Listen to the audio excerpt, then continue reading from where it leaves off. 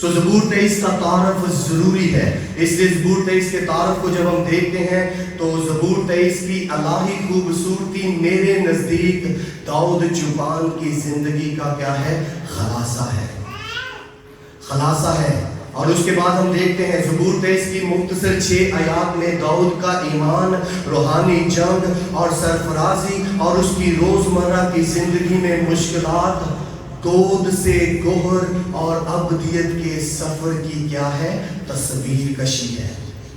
وہ بھیڑ سے شروع کرتا ہے، یعنی کہ زمین سے شروع کرتا ہے اور آسمان پر پہنچ جاتا ہے۔ ہم انسان اپنا سفر گود سے شروع کرتے ہیں اور گوہر پر ختم ہو جاتا ہے۔ یہ ان لوگوں کے لیے ہے جو چوپان یسوع مسیح کے بغیر ہے۔ ہم جو یسوع مسیح کے ماننے والے ہیں، ہم کیا کرتے ہیں؟ اپنا سفر گود سے شروع کرتے ہیں، گوہر پر کیا ہے؟ اپنی دوڑ ختم کرتے ہیں اور ابدیت میں ہمیشہ ہمیشہ جو کچھ ہم نے یہاں پر کیا ہے وہ گونجے گا۔ مکاشفہ کی کتاب میں لکھا ہے کہ ہر ایک کے لیے یادگاری کا کیا ہے جی؟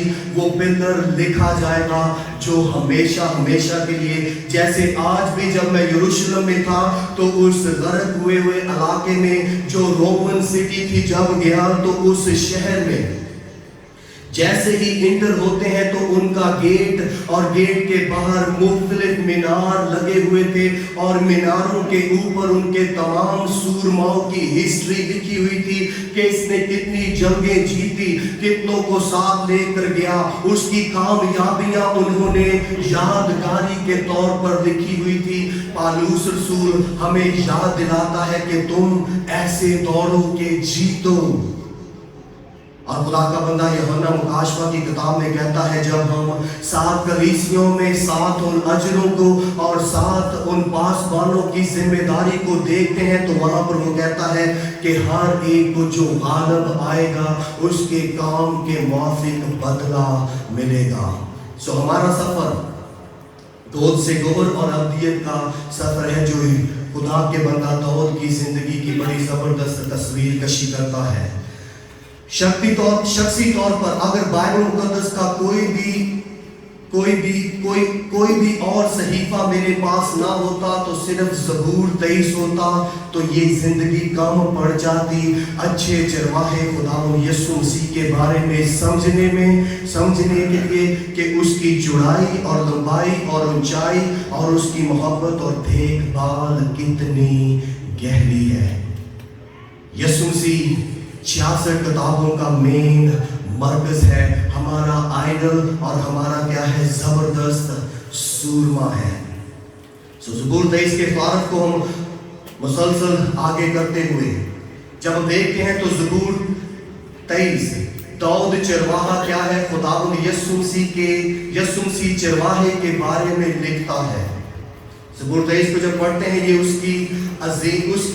اس عظیم چرواہے کے بارے میں ہے جو زبور بیان کرتا ہے کہ وہ اپنی بھیڑوں کی دیکھ بھال کرتا ہے اور انہیں خدمت کے لیے لیس کرتا ہے، یعنی کہ تیار کرنا، ان کو مکمل طور پر ہتھیاروں سے کیا کرنا؟ لیس کرنا۔ اور عبرانیوں 13 اس کی 20 اور 21 میں خدا کا بندہ پالوس کہتا ہے کہ وہ جب آئے گا تو ہر ایک کو اس کے کام کے موافق بدلہ دے گا۔ اس کے بعد ہم دیکھتے ہیں عظیم سردار کاہن، عبرانیوں 4:14 میں لکھا ہے وہ نہ صرف ہماری دیکھ بھال کرتا ہے، وہ ہمارے لیے شفاعت کرنے کے لیے ہمیشہ زندہ ہے۔ یسوع مسیح اس زمین پر ہماری دیکھ بھال کرتا ہے اور آسمان پر ہمارے لیے شفاعت کرنے کے لیے زندہ ہے۔ عبرانیوں 7:25 میں لکھا ہے یقینی طور پر اس زبور میں جب ہم پڑھتے ہیں، مطالعہ کرتے ہیں تو غم زدہ اور شکستہ دلوں کے لیے ایک الہی پیغام ہے۔ لیکن جو افسوس کی بات ہے وہ آج جب ہم مطالعہ کرتے ہیں، لوگوں سے بات کرتے ہیں، یہ بدقسمتی کی بات ہے کہ لوگ صرف بنیادی طور پر زبور 23 کو جب نیند نہیں آتی، جب کسی کو ڈر لگتا ہے تب یا کوئی مصیبت آئی ہو تو پھر مذہبی اعتبار سے پڑھتے ہیں اور زیادہ تر جنازوں پر دہرایا جاتا ہے۔ یہ افسوس کی بات ہے کہ کیونکہ زبور 23 اس بات پر توجہ کیا کرتا ہے، ہماری کرواتا ہے کہ خداوند یسوع مسیح کیا ہے، ہمارے لیے ہے۔ وہ ہماری زندگی کے تمام دنوں میں نہ صرف موت کے وقت 6 آیت میں لکھا ہے، بلکہ بدقسمتی کی یہ بات ہے کہ لوگ زبور 23 کو روحانی شکل دیتے ہیں لیکن اسے اس کی حقیقی ترتیب میں دیکھنے میں ناکامیاب ہیں۔ زبور 23 بہت گہرا ہے۔ میں صبح پادری صاحب کو بتا رہا تھا کہ میرے پاس اتنا وقت نہیں تھا، جیسے ہی میں USA سے واپس آیا 15 تاریخ کو پہنچا اور اس کے بعد ڈیٹس مقرر کی گئی، بجلی کا آنا جانا اور باقی تمام کلیسیا کی ذمہ داریوں کو نبھانا، فوتگی، سالگرہ، شکر گزاری کی عبادت اور بہت سی ذمہ داریاں، ان سب کے دورانیاں مجھے اتنا وقت نہیں ملا۔